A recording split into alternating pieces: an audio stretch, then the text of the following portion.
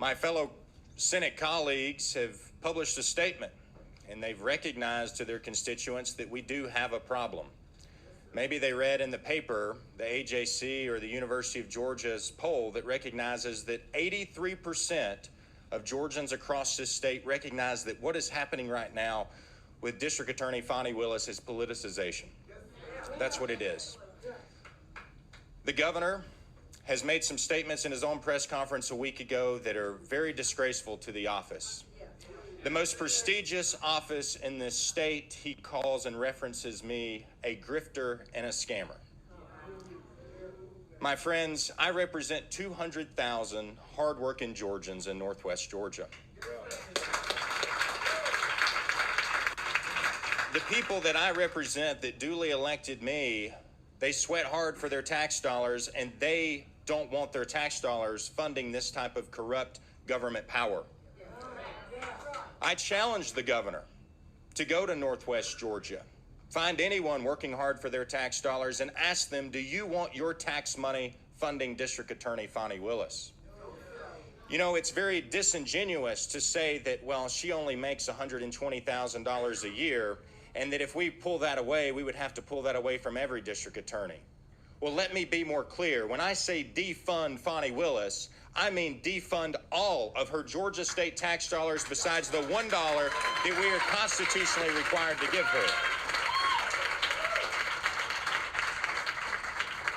You see, this governor wants to elaborate that we have a separation of powers. Well, we do.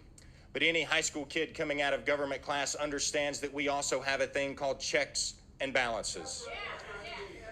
My role as a senator is to call a special session on behalf of my constituents and any Georgian who feels that their tax dollars shouldn't be going to Fani Willis.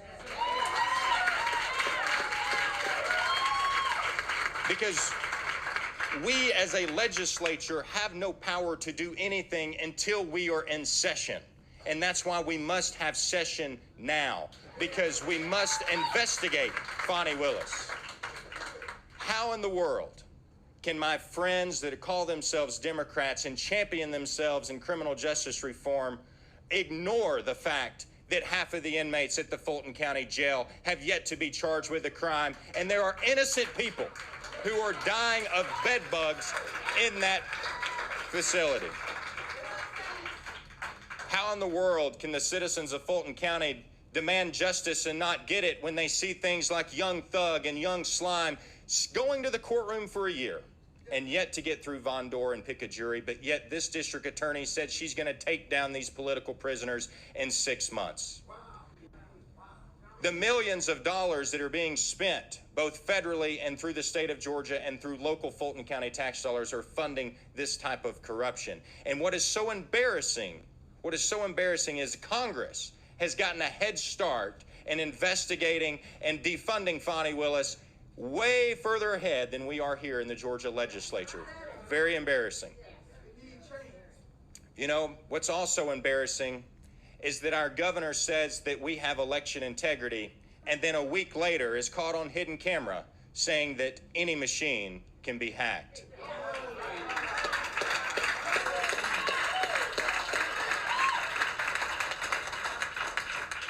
Furthermore embarrassing is that my fellow Senate colleagues, in their letter to their constituents, they say that a special session is a waste of taxpayer money. Well, my constituents believe Fani Willis is a waste of taxpayer money.